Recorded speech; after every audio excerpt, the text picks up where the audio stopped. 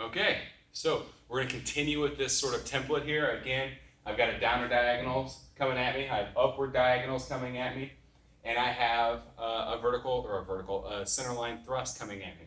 I could also use these guys here as the horizontal lines, but for right now, what I'm going to use them as is just a way for me to remember to move. Kind of an important thing. But what we're going to do now is we're going to cover our follow the force. Okay, so the previous two videos we've covered back-ending everything. Then we've covered meeting the force every time. Now we're going to cover what we call following the force. Now, when we use our following the force, again, we'll picture something coming at me here. So somebody's trying to hit me here like this. If I meet the force, I'm coming in on the same line of attack. I have to meet it with as much or more force. If this is coming at me here like this, I can follow the force and come behind it, okay? As it was explained to me, this is typically taught as like a blade technique because it's a much faster sort of riposte or counter. But I've used it quite a bit in stick fighting, and it works great. So we're going to use our following of the force, okay? Now, those of you guys who are in MKG, if you've been in our school when we brought Guru Rick in, he's got a wonderfully corny joke about following the force, meeting the force, and then using the force. And I always have to at least get that back out there because as far as corny jokes goes, that's one of my favorite. So anyway, what we're going to deal with is this is coming at me. This one's coming at me. So in order to follow the force, again, sorry, my camera is to the back of me, or my back is to the camera, however I should word that. But I'm going to have to follow that behind. All right, so I get behind that motion, and then I counter it with a backhand. I get behind this motion, I counter it with a backhand. I get behind it, I hit it with a backhand. I get behind it, I hit it with a backhand, and I follow behind it, and I hit it with a backhand. So again, this is principle number 3, which is follow the force. So as I follow that force, I hit with the backhand to counter. I follow the force, hit with the backhand to counter. Follow the force, hit with the backhand to counter. Follow the force, hit with the backhand to counter. And then I can follow the force and hit with the backhand to counter. The next counter is backhand to redondo. So I follow the force, backhand, and redondo. Follow the force, backhand, and redondo. I follow the force, hit the backhand, hit the redondo. Follow the force, hit the backhand, hit the redondo, and I follow the force, hit the backhand, and hit the redondo. So we now have done our first 3 counters. Now we're going to do backhand to X. So I follow this, backhand, and X. Follow this guy, backhand, and X. Follow this one, backhand, and X. Follow that one, backhand, and X. And follow this one, backhand, and X. So one more time on that one. Follow the force, backhand to X. Follow the force, backhand to X. Follow the force, backhand to X. Follow the force, backhand to X. And follow the force, backhand to X.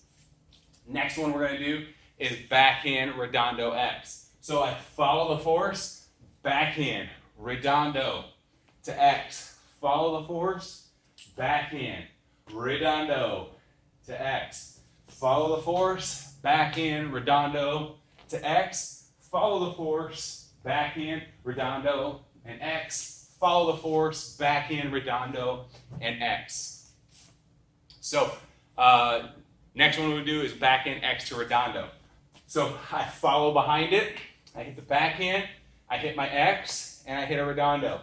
I follow behind it, I hit a backhand, I hit my X, and I hit my redondo. I follow behind it, I hit the backhand, I hit the X, and I hit the redondo. I follow behind it, hit the backhand, hit the X, and the redondo. Follow behind that one, backhand, X, and redondo.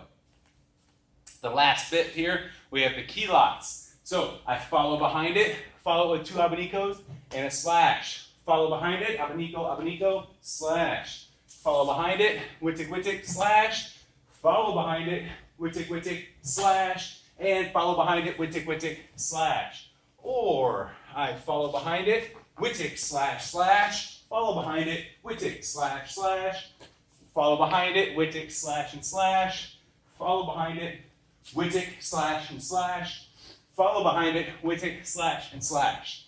And then last but not least, we have our Kiawans. So follow behind the strike. We hit her down, down, up, and around. Follow behind that strike. Down, down, up, and around. Follow behind this one. Down, down, up, and around. Follow behind this one. Down, down, up, and around. And then follow behind the thrust.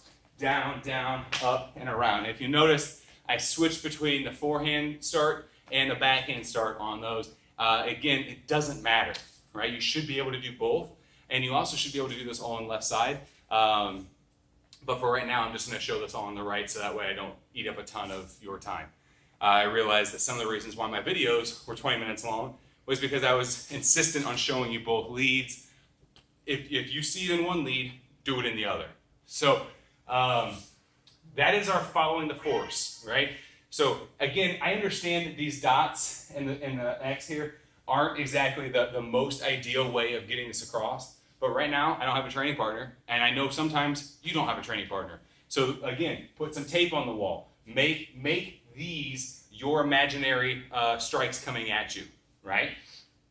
I should mention, when you do the follow the force, when you do your meet the force, you have to meet it with as much or more force, right? Or you have to bounce off it and go right into another strike. With your follow the force, you can do it a couple different ways, where it can go from underneath, you can follow it. You can go from right behind it with more of like a Wittek follow. If it's coming from down below, you can follow it from above, right? You could also use your stick to start the follow and then continue the follow with your hand. Follow, and then I could follow and follow. And that'll help you kind of move your way around if you're in more of a media corto range or a middle range, right? So most of these right now, if I'm just using the weapon to move meet and follows, it's a longer range technique. But if I need to, I can always double cover by using my other hand. So that is one principle behind follow the force. Another principle that I have found kind of rings true with follow the force is, let's just picture this strike is coming at me. As this comes at me, if I follow this, the second I break contact with it, they're turning back and they're trying to recapture that. They're going to be trying to recapture it as I follow it too. But the more I can keep that pressure constant on their weapon, the better I will have as far as success rate for getting to the backside like I wanted to and keeping that following. So just two little quick tips as to stuff that's helped me on following the force.